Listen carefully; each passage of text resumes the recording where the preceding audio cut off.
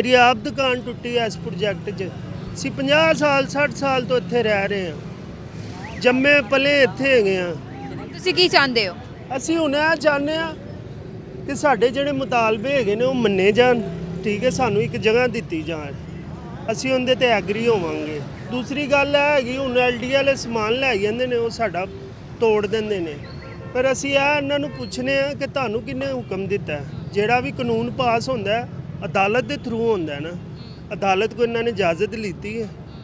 ਤੁਸੀਂ ਇਹ ਟਿਕਟੋਕ ਕਿੰਨਾ ਜਦੀਦ ਦੌਰ ਹੈਗਾ, ਟਿਕਟੋਕ ਦੇ ਵਿੱਚ ਤੁਸੀਂ ਵੇਖੋਗੇ ਕਿ ਕੋਈ ਐਸਾ ਵਕੀਲ ਕਹੇਗਾ, ਹੁਣ ਮੈਂ ਰਾਤ ਨੂੰ ਮੈਂ ਟਿਕਟੋਕ ਯੂਜ਼ ਕਰ ਰਿਹਾ ਸੀ, ਇੱਕ ਵਕੀਲ ਕਹਿੰਦਾ ਸੀ ਇੱਕ ਬੰਦੇ ਉੱਤੇ 9 FIR ਦੇ ਦਿੱਤੀ ਹੈ।